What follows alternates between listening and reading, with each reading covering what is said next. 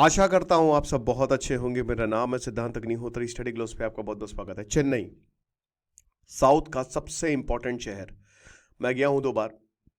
मुझे ठीक लगा, टू बी वेरी फ्रैंक। बहुत अच्छा तो नहीं, बहुत खराब भी नहीं। आइकॉनिक शहर है, लेकिन कहीं ना कहीं भीड़ भाड़ बहुत ज्यादा है। That's what I feel. यही मुझे दिल्ली के लिए लगता है, यही मुझे बैंगलोर। बैंगलोर तो भाई क्या शहर हुआ करता था आज से 10 साल पहले, मजा ही आ जाती थी। लेकिन अब तो भाई मुझे 2 किलोमीटर जाने में 1 घंटा लग गया, इतना ज्यादा जाम। तो आज हम चेन्नई की बात करेंगे, case study of Chennai. Chennai जो बहुत ही खूबसूरत शहर, कमाल का शहर, लेकिन कहीं ना कहीं आज वो खतरे में है। चलिए बात करते हैं। तो भैया महाबलीपुरम रोड पे कौन कौन गया है बता दो मुझे। महाबलीपुरम आपको पता, शोर टेम्पल्स है वहां पे। चेन्नई से लगभग लगभग कितना 50-60 किलोमीटर दूरी पे है, और पूरा वो अलोंग द कोस्ट चलता है। अब यहां पे ये बहुत ही खूबसूरत रहा है। अगर आप गए होंगे तो आप मेरी बात से, जो ओल्ड महाबलीपुरम रोड है, वो चेन्नई के अर्बन ट्रांसफॉर्मेशन, जो शहर का नवीनीकरण हुआ है ना पिछले 25 सालों में, इसके अलोंग हुआ है। कोई बिल्डिंग नहीं थी, कोकोनट ट्रीज, उससे नीचे सारी बिल्डिंगें थी। लेकिन आज जो ओएमआर है, बड़ी बड़ी बिल्डिंगें 400 फीट ऊपर, इतनी ज्यादा कोकोनट तो अब बौने लगने लगे हैं जो कोकोनट ट्री है। तो एक तरीके से चेन्नई का जो रेजिडेंशियल और कमर्शियल लैंडस्केप है, इसने पूरी तरीके से बदल दिया है। अब देखिए, आपको पता है कि पहले चेन्नई की सबसे बड़ी जो बिल्डिंग थी वो एलआईसी की थी, जो माउंट रोड पे थी 1959 में बनी थी उसके बाद से। लेकिन अब कुछ नहीं यार, इससे बड़ी बड़ी बिल्डिंग बन गई है। 1990s में एक वर्टिकल रेवोल्यूशन जैसा मुंबई में आया था, वैसा चेन्नई में भी आया। भाई जमीनें तो कम है ना, जमीनें कम है, उसी जमीन पे आपको जो करना है सो करना है। टाइडल पार्क बना 2000 में अलोंग दी ओएमआर। अब जैसे ही टाइडल पार्क बना, टेक्नोलॉजी सेक्टर एकदम से बूस्ट आया। बड़े बड़े टेक जाइंट्स ने अपने ऑफिसेज बनाए, और एक बार टेक जाइंट्स अपने ऑफिसेज बनाते तो देखिए खूबसूरती फिर शहर की। और उसके बाद फिर रियल एस्टेट बूम आया तगड़े से। तो 1990s में चेन्नई जो है, तब तक एक मैन्युफैक्चरिंग हब था ये, और हमेशा से रहा है एक मैन्युफैक्चरिंग हब था। यहां पे फैक्ट्रीज बहुत बड़ी थी। लेकिन 2000 के बाद जब से टाइडल पार्क स्टैब्लिश हुआ अलोंग दी ओएमआर, उसने टेक्नोलॉजी सेक्टर को भी यहां पे नींव रख दी। ठीक है ना। और तब से अभी तक बहुत बड़े बड़े educational institutions, health care facilities, tech giants, entertainment centres, ये सब आए हैं। अब क्योंकि जब टेक आएगा, बड़ी बड़ी इंडस्ट्रीज और स्पेशली जो डिमांडिंग इंडस्ट्रीज हैं, अगर वो लगेंगी तो लोग भी आएंगे, शहर में भीड़ भी बनेगी। क्योंकि भाई देखिए, जो टेक प्रोफेशनल्स हैं वो अलग अलग स्टेट के होते हैं। आज कहते हैं बैंगलोर में, कई बार ऐसी बहस चलती है, लेकिन भाई नॉर्थ ने बैंगलोर को बनाया है। बहुत सारे टेक प्रोफेशनल्स नॉर्थ के हैं जो बैंगलोर में काम कर रहे हैं। तो ये होता ही है। तो बहुत सारे प्रोफेशनल्स जो हैं यहाँ पे हैं। अब इसकी वजह से क्या हुआ, घर चाहिए, घर चाहिए, घरों की कमी। मैंने क्या पता, जमीन तो लिमिटेड है ना। बहुत सारे लोग आ जाएंगे, क्या करेंगे, आपको काम तो आपको ऑफिस से करना है, वर्क फ्रॉम होम तो है नहीं। तो अब डेवलपर्स क्या किए, बड़ी बड़ी ऑल बिल्डिंग बनाओ, और बिल्डिंग बनाओ, हाई राइज बिल्डिंग, और रेट भी तगड़े। ये बेस्ट सेक्टर हो गया, रियल एस्टेट सेक्टर। समझ रहे हो। Gated communities. अब देखिए, पहले तो घर होते थे, फ्लैट का तो अभी से ही जो पूरा का पूरा जो क्योंकि देखिए, जब भी जमीन कम होगी तो फ्लैट बनेंगे, है ना। तो फ्लैट का भी कल्चर शुरू हुआ है। तो पहले तो सिर्फ घर होते थे, लेकिन अब गेटेड कम्युनिटीज बनने लगी। मॉडर्न एमिनिटीज कि भैया स्विमिंग पूल भी देंगे, जिम भी देंगे, गार्डन भी देंगे, अगर आपको चाहिए तो क्लब हाउसेस भी दे देंगे। क्योंकि भाई आईटी प्रोफेशनल्स की जो लाइफ होती है, वो ज्यादातर IT professionals flat he prefer करते हैं। और क्योंकि ये बाहर से होते हैं, इनको यहां पे रहना नहीं है, रहना अपने घर में ही है। Ultimately they will settle at their own city, वो वहीं पे जाके सेटल होंगे। लेकिन जहां भी ये रह रहे हैं, वहां पे किराए का कुछ चाहिए तो फ्लैट से बढ़िया कुछ नहीं होता, फ्लैट से बेस्ट कुछ नहीं होता। और पसंद आ गया तो खरीद भी लेंगे। तो जो आईटी प्रोफेशनल्स के एस्पिरेशंस हैं और उनकी फैमिलीज के, उनको केटर करने के लिए सब बना देंगे, बस आप उतना पैसा देने के लिए तैयार रहिए। अब शोलिंगाना लूर एरिया जो है, या सिरुसेरी जो है, ये माइक्रो मार्केट्स बन गए, बड़े बड़े टावरिंग रेजिडेंशियल कॉम्प्लेक्स बन गए। ओएमआर जो है, क्योंकि वो सबसे पहले डेवलप हुआ, तो जो सबसे पहले डेवलप होता है वो डेवलप ही होता जाता है, तो वो और ज्यादा एक्सपेंसिव हो गया। मुझे याद है कि मैं इधर लखनऊ के एलडीए में रहता हूँ। तो एक समय जब 2004 में मैं लखनऊ आया था, तो यहाँ पे प्लॉट की कीमतें कुछ थी नहीं। आशियाना में 1000 स्क्वायर फीट का जो प्लॉट था, घर था एक, वो 7 लाख का था। आज वही अगर आप 1000 स्क्वायर फीट का लेने जाएंगे ना, कम से कम 1.5 से 2 करोड़ में मिलेगा। 20 गुना ज्यादा ग्रोथ हुई है पिछले 20 सालों में।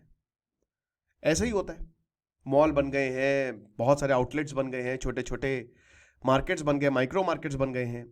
तो जो ईस्ट कोस्ट रोड है, जहां पे जो आपकी पूरी समुद्र के किनारे चलती जाती है, वहां पे भी डेवलपमेंट शुरू हुआ, तगड़े से शुरू हुआ। चेन्नई क्योंकि एक मेट्रो सिटी में आता है, वो वहां डेवलपमेंट हो गया। क्या ही बताए, हॉटस्पॉट की अगर बात करते हैं तो एक तो जो माउंट पूनामाली रोड है, फिर पल्लावरम हो गया, थोरईपक्कम रोड हो गया, फिनटेक सिटी, मेट्रो रेल, ये सब यहाँ पे बने हुए हैं। माउंट पूनामाली में तो जितने भी रेजिडेंशियल लोकेलिटीज है सब अगल बगल है। पल्लावरम में फिनटेक सिटी है, थोराईपक्कम में मेट्रो रेल प्रोजेक्ट्स है बड़े बड़े, सिरुसेरी में आईटी सिटी है, थिरुपोरूर में मेट्रो रेल है, वीके रोड में किलम्बक्कम बस टर्मिनस है, अवड़ी है, पुराथीपट्टू है। तो सब ये सब बड़े बड़े एरियाज हैं। फिर उसके बाद एमआरटीएस आ गई, चेन्नई मेट्रो आ गई, उसने और ज्यादा रोड नेटवर्क्स को, भाई चेन्नई में देखिए मुझे सबसे बेस्ट लगी चेन्नई मेट्रो, क्योंकि आप भीड़ भाड़ से बच के कहीं पे भी चले जाओ, पब्लिक ट्रांसपोर्टेशन ऑप्शंस काफी ज्यादा अवेलेबल है। एक समय पे जैसे बैंगलोर में ऑटो मोनोपाली है, वहाँ ऑटो वाले जो है ना, अपने आप को पुष्पा राज से कम नहीं समझते। गजब भाई, ऑटो वाले वहाँ पे हेलीकॉप्टर फेल है, वो उनका प्राइवेट जेट ही है। तो जैसे बैंगलोर में, वैसे चेन्नई में भी ऑटो की बहुत ताकत है वहाँ पे, लेकिन ज़्यादा पब्लिक ट्रांसपोर्ट है, अर्बनाइजेशन और ज़्यादा बढ़ा, गेटेड कम्युनिटी जो है वो भी बढ़ी other parts of the city में। तो सब बहुत बढ़िया हुआ, एक आईटी रेवोल्यूशन आया, इंफ्रास्ट्रक्चर डेवलपमेंट हुआ, राइट। हॉरिजॉन्टल नहीं हुआ, वर्टिकल ग्रोथ हुई, क्योंकि ज़मीन की कमी थी। अब उसके बाद 2010 के बाद क्या हुआ, 2010 से 2020 तक जो चेन्नई का रियल एस्टेट फोकस था वो वेस्टवर्ड चला गया। भाई देखो, जब जमीन की कमी होने लगेगी, एक एरिया पूरी तरीके से डेवलप हो गया, वहां पे अब प्रॉस्पेक्ट कम है, तो फिर वो दूसरी जगह, दूसरे शहरों को, दूसरे एरिया को डेवलप करेंगे ना। तो जो पोरूर हो गया, माउंट पूनामाली हो गया, ठीक है ना, ये सारे एरिया डेवलप नहीं थे, तो अब इनको डेवलप किया, रोड को चौड़ा किया, कनेक्टिविटी को एनहांस किया, है ना। जो नॉर्दर्न रीजन है वहां पे इंडस्ट्रियल डेवलपमेंट प्रोजेक्ट चलाए, प्लान्ड इंफ्रास्ट्रक्चर प्रोजेक्ट आए। फिर उसके बाद जो गुइंडी, अभी तो गुइंडी तो भाई उसी के आगे एयरपोर्ट भी है, ठीक है, और गुइंडी तो बहुत ही खूब, वहाँ पे एक नेशनल पार्क भी है, बहुत ही खूबसूरत है गुइंडी। पल्लावरम थोराईपक्कम रोड हो गई, अंबातूर हो गया, यहाँ पे मेट्रो, यहाँ तक अब मेट्रो जाने लगी है, ठीक है, क्योंकि अफोर्डेबिलिटी भी है बहुत बढ़िया, आसानी से आप रह भी सकते हो, और कनेक्टिविटी भी आउटर रिंग रोड की। कमर्शियल रियल स्टेट जो है वो जो अंबातूर हो गया, नवलूर हो गया, गुइंडी हो गया, यहां सब अब office space 0.5 million square feet से 76.5 मिलियन स्क्वायर फीट तक पहुंच गई। तो हर किसी को यहां पे ऑफिस चाहिए। अगेन फिर क्योंकि जब जितना ऑफिस फैलेगा उतना ही रेजिडेंशियल मार्केट फैलेगा। भाई कमर्शियल अगर फैलेगा तो भाई वहां के लोग भी तो काम करेंगे ना, वहीं पे ही, इतना दूर कौन जाएगा, वहीं पे ही मकान ले लो, तो रेजिडेंशियल डेवलपमेंट भी होना शुरू हो गया। तो 10,100 जहां 1999 में खाली रेजिडेंशियल यूनिट्स थे, वो आज 2,75,000 के करीब पहुंच गए हैं। और कैपिटल वैल्यूज देखिए, जहां पे सिर्फ और सिर्फ 1999 में 850 से 2,500 पर स्क्वायर फीट एरिया में आपको घर मिल जाता था, आज 5,000 से 25,000 रुपए स्क्वायर फीट तक 2024 में इतनी वैल्यू हो गई है। समझ रहे हो, 1,000 स्क्वायर फीट का अगर आपको मकान या प्लॉट चाहिए तो 2.5 करोड़ तक जा सकता है। फिर इंफ्रास्ट्रक्चर, अगेन सबसे बड़ी बात यही, ओएमआर जो है उसमें 6 लेन बना दी गई, cycle track, footpath, duct, everything was there.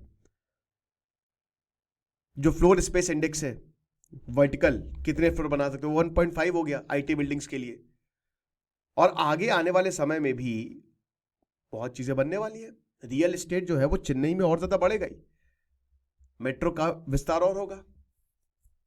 देख सकते हैं 1995 में एमआरटीएस आया, रैपिड ट्रांजिट सिस्टम, पहला वही मेट्रो जो है वो एलिवेटेड रेलवे लाइन जो है वो बनाई गई 1995 में। 2000 में पीटीआर ने स्टेट हाईवेज को डेवलप किया, जो एएमआर और जीएसटी रोड को जिसने कनेक्ट कर लिया। 2001 में फिर ईसीआर ने और ज्यादा जो 2 लेन है उसको रोड को चौड़ा किया। 2016 में चेन्नई को स्मार्ट सिटी बना दिया, तो उसके बाद तो फिर there was no looking back. अभी 2025 में बैंगलोर चेन्नई एक्सप्रेसवे आएगा, ईसीआर को, ईस्ट कोस्ट रोड को और ज्यादा वाइड किया जाएगा। 2026 में एक और रिंग रोड निकालेंगे, ये रिंग रोड के अंदर रिंग रोड निकाल देंगे, 2027 में पीटीआर अगेंस्ट 6 लेन कैरेज वे बनाया जाएगा और 2028 तक पीटीआर को एक्सटेंड कर देंगे ईसीआर तक। बढ़िया है।